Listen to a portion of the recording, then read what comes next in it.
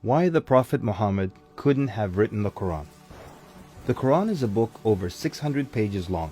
It covers a wide range of topics and was revealed bit by bit over a period of 23 years. So if a man wrote the Quran, we already have a number of problems. If you're going to write a book like the Quran and claim it's from God, you can't make any mistakes.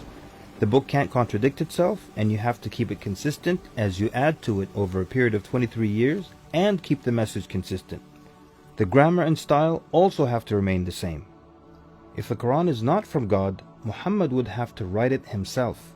That means in the middle of the Arabian desert, with no books around and being illiterate, he would have to know law, civil rights law, criminal law, family law, labor law, military law, personal injury law, real estate law, and tax law. He would have to know history. With little to no Christian presence in Mecca, he would have to know the stories and events in the lives of the prophets before him, the history of past nations, Judeo-Christian religious rulings, and he would have to know it well enough to somehow offer additional information and details not found in those books. He would have to know how to develop a nation, how to start a government, know about worship and purification, invent dietary laws, know psychology, about raising children, arbitration, distribution of wealth, finance, and business. In the area of science, he would have to know embryology, oceanography, about plate tectonics, cloud formation, UV rays, know about plants, mountains, bees, the human brain, the Big Bang, and the expansion of the universe. And in order to make the book complete, he would have to have knowledge of the future so he can write things that will happen in the years to come. He would have to be a time traveler in order to insert his name and mention in the Bible. If he's claiming that the book he wrote is from God, it must not have a single solution that doesn't work. He must also keep his emotions and personal life out of the book. The book should not reflect happy times nor sad times in his life.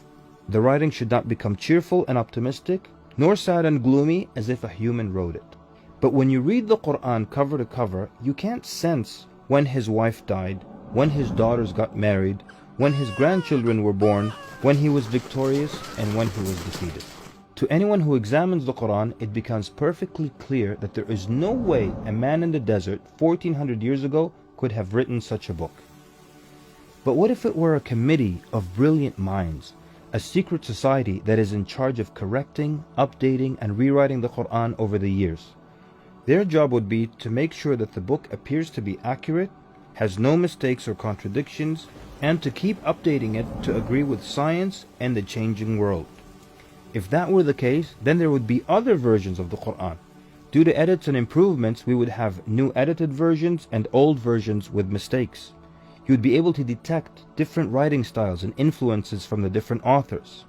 The problem with all of that is, there is only one Quran. So one man didn't write it, and a committee didn't edit it, so where did it come from?